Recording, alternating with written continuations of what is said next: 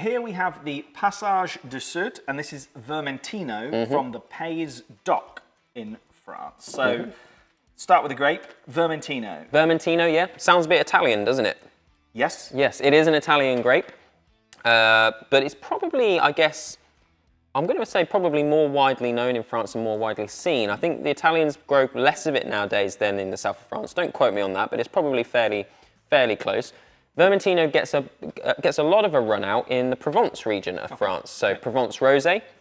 It's one of the blending grapes that they use to make the Provence Rosé. So if you've had a Provence Rosé, you know, those pale pink posh rosés, it may have had some Vermentino in it. There they call it Rollet, actually, so it's got a different name. Helpful. Yep, always more confusing. But with this, we're calling it straight Vermentino, and yes, you find it in the south of France. This is the Pays d'Oc region of the south of France, southwest of France, Pays d'Oc. Pretty large, all-encompassing region. It's an IGP rather than a DOC, and just that means it's a wider net with less rules and regulations. Don't let that put you off. There's still plenty of rules and regulations to make yourself an IGP, which means quality, so don't let that put you off at all. What it does mean is value, and it means that they can kind of do what they want. They're a bit more free to sort of experiment and stuff. This is Vermentino, which is dry, crisp, refreshing, everything you're going to expect from a nice south of France white wine, but there's a richness to it, a sort of more creamy thing going on. Yeah, almost like dairy style vibe, isn't it? It has got that thicker mouthfeel, like, yeah. That's, you know, that's aging, right? Absolutely, aging. So yeah, aging, when we think of wine and aging, we might think of maybe sticking it in a cellar for 50 years, and we haven't certainly done that with this wine. Or if we maybe know a little bit more about aging, we might think of oak aging in barrels. This hasn't had that either. There is another type of aging, much more shorter term, but can have a huge impact on the flavour of wine, and that is lees aging. Lees is the French name for the yeast that's left in the wine after it's done its job of turning sugar into alcohol for us. It dies off, usually because they change the temperature in the barrels, and the yeast will die and it will drop to the bottom, and usually it will be filtered off straight away.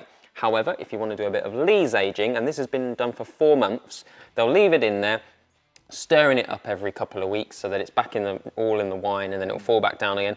And that gives the dairy flavours. Yeah, any type of lees aging will give those richer, dairy, milky, sort of creamy flavours, and most importantly, texture to the wine, because the flavours are fairly subtle. It's still very lemony, apple, citrus, but actually it's the texture, I think, that was changed. And is that just a white wine aging? Do you find lees aging in reds? You do find lees aging in reds, but it's going to be much more subtle. You're not going to see it coming through compared to, you know, the tannins in a red and the body and maybe some oak aging and that sort of thing. So it's done, but it's going to turn the dial only a tiny amount compared to, you know, taking a white wine that on its own would be crisp and fairly dry, and then sort of giving it that dial up of texture with lees aging. And if that's a flavour that people like in a wine, on a French bottle, that's going to say on lees. Yep. And in a Spanish bottle, sobre liras? Sobre lias, that's the one, yeah, absolutely.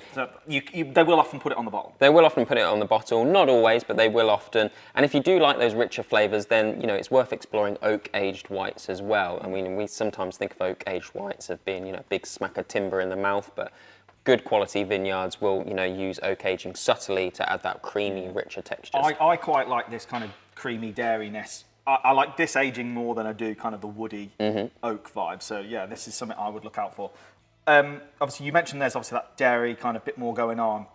What are you eating with a wine like this? For me, you know, it's white wine. It's still light and crisp and refreshing, so it needs something fairly light. We're in fish territory, but the richness of this is going to stand up well to those more oily fishes or richer flavours. So, you know, if you're doing salmon, you know, where you wrap it in foil and bang load of butter and herbs in, it's richer, it's oilier.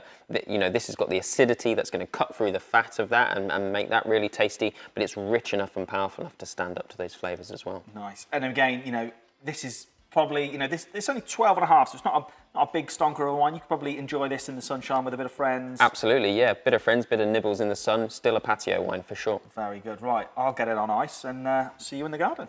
Cheers.